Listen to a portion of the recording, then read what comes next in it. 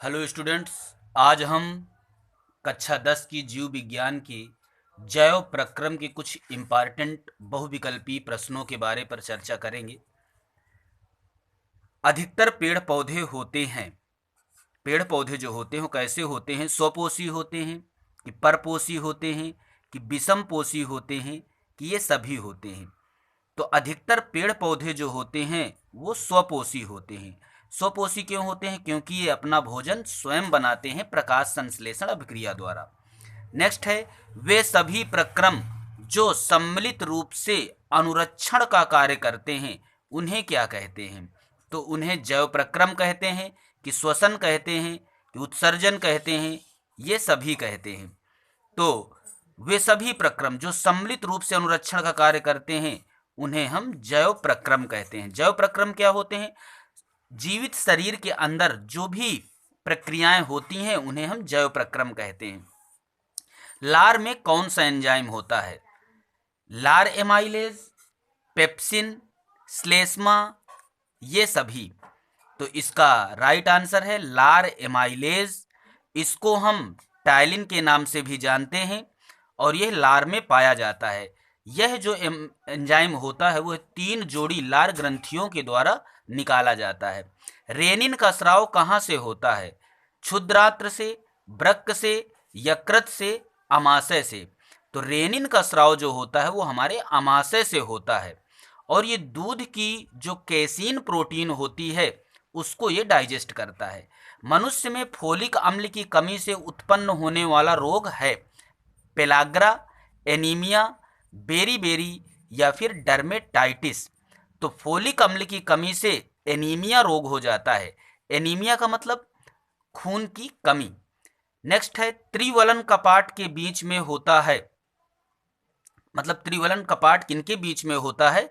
दाहिना व बायां निलय, दाहिना निलय एवं बायां अलिंद, दाहिना निलय एवं दाहिना अलिंद, बायां अलिंद एवं बायां निलय एवं बायां अलिंद। तो इसका राइट आंसर है दाहिना निलय एवं दाहिना अलिंद।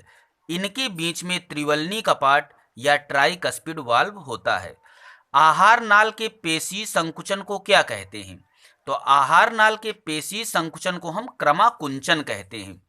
इसी क्रमाकुंचन गति के कारण ही हमारे आहार नाल पर भोजन ऊपर से नीचे की ओर खिसकता है और जब विपरीत क्रमाकुंचन होने लगती है तो उल्टी हो जाती है। नेक्स्ट है, स्फिग्मोमैनोमीटर से नापते हैं रुधिर दाब, नब्ज, हृदय स्पंदन की दर, इनमें से कोई नहीं। तो स्फिग्मोमैनोमीटर से हम रुधिर दाब को नापते हैं, ब्लड प्रेशर कहते हैं इसको। ब्लड प्रेशर या रुधिर दाब क्या होता है? धमनियों पर रुधिर जिस दबाव के साथ बहता है उसे हम रुधिर दाब कहते हैं। नेक्स्ट है, जल का सम्मोहन किसके द्वारा होता है? जाइलम के द्वारा, फ्लोएम के द्वारा, कार्टेक्स के द्वारा या मज्जा के द्वारा? तो इसका राइट आंसर है जाइलम के द्वारा। जल और जाइलम मैच कर रहे हैं शब्द, इसलिए इसको याद करना आसान है। जल का सम्मोहन जाइलम के द्वारा होगा। नेक्स्ट है, लसिका रुधिर से किस प्रकार भिन्न होता है? आरबीसी का अभाव होता है, डब्ल्यूबीसी का अभाव होता है, अधिक आरबीसी व कम डब्ल्यूबीसी होते हैं, ये सभी। तो लसिका रुधिर से आरबीसी के अभाव में भिन्न है। इसका मतलब है लसिका में आरबीसी नहीं पाई जाती है जबकि रुधिर में आरबीसी पाई जाती है। नेक्स्ट है, एमाइलेज एंजाइम कार्य करता है। एमाइलेज एंजाइम क्या कार्य करता है? कार्बोहाइड्रेट पर कार्य करता है कि प्रोटीन पर कार्य करता है कि वसा पर कार्य करता है कि लवण पर कार्य करता है? तो एमाइलेज एंजाइम कार्बोहाइड्रेट पर कार्य करता है। नेक्स्ट है,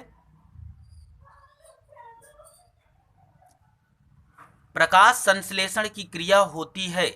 प्रकाश संश्लेषण की क्रिया होती है समस्त पौधों में, समस्त जीवों में, समस्त हरे पौधों में, ए तथा बी दोनों में। तो प्रकाश संश्लेषण की क्रिया समस्त हरे पौधों में होती है। इस क्रिया के द्वारा क्या होता है? पौधे अपना भोजन स्वयं बना लेते हैं। कार्बन स्वांगीकरण के लिए आवश्यक है बल्ब का प्रकाश, एसिटिलीन, पानी या क्लोरोफिल। तो कार्बन स्वांगीकरण के लिए क्लोरोफिल आवश्यक है। यह पर्णहरिम होता है और यह कार्बन स्वांगीकरण के लिए आवश्यक है। इस क्लोरोफिल के कारण ही पत्तियों का रंग हरा हुआ करता है। नेक्स्ट है, पौधों व वायुमंडल के बीच गैसों का आदान प्रदान होता है रंध्रों के द्वारा, श्वसन के द्वारा, वाष्पोत्सर्जन के द्वारा या जाइलम के द्वारा। तो रंध्रों के द्वारा ही पौधों एवं वायुमंडल के बीच गैसों का आदान प्रदान होता है। ये रंध्र कहाँ पाए जाते हैं? तो ये पत्तियों में पाए जाते हैं। नेक्स्ट है फ्लोएम द्वारा। फ्लोएम द्वारा भोजन का स्थानांतरण होता है सुक्रोज के रूप में, प्रोटीन के रूप में, हार्मोन्स के रूप में या वसा के रूप में। तो फ्लोएम द्वारा भोजन का स्थानांतरण सुक्रोज के रूप में होता है। जाइलम वाहिनियां बनी होती हैं जीवित कोशिकाओं की, निर्जीव कोशिकाओं की, मृत कोशिकाओं की या फिर प्रोटीन की।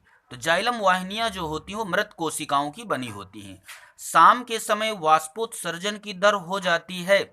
तो शाम के समय वाष्पोत्सर्जन की दर कम हो जाती है क्योंकि रंध्र क्या होते हैं? धीरे धीरे बंद होने लगते हैं।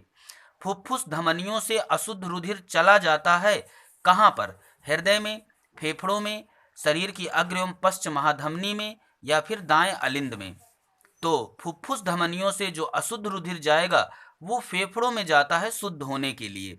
नेक्स्ट है मूल रोमों द्वारा खनिज लवणों का अवशोषण होता है अणुओं के रूप में, आयनों के रूप में, यौगिकों के रूप में या गैसीय रूप में। तो मूल रोमों द्वारा खनिज लवणों का अवशोषण आयनों के रूप में होता है। पादप निम्नलिखित प्रक्रम द्वारा वायु को शुद्ध करते हैं वाष्पोत्सर्जन द्वारा, प्रकाश संश्लेषण द्वारा, श्वसन द्वारा या प्रजनन द्वारा। तो पादप निम्नलिखित प्रक्रम को किस प्रक्रम को वायु को शुद्ध करते हैं? किस प्रक्रम के द्वारा? तो प्रकाश संश्लेषण के द्वारा शुद्ध करते हैं। क्यों? क्योंकि प्रकाश संश्लेषण क्रिया में ऑक्सीजन गैस निकला करती है और कार्बन डाइऑक्साइड ली जाती है, इसलिए ये वायुमंडल को शुद्ध करते हैं।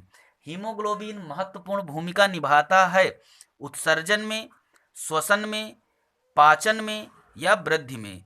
तो हीमोग्लोबिन महत्वपूर्ण भूमिका निभाता है श्वसन में। इसको हम श्वसन रंजक के नाम से भी जानते हैं। और हीमोग्लोबिन, इसमें दो शब्द हैं हीम और ग्लोबिन। हीम नामक लौह वर्णक होता है और ग्लोबिन नामक प्रोटीन होती है। रंध्रों में द्वार कोशिकाएं पाई जाती हैं 5 की 4 की 3 की 2।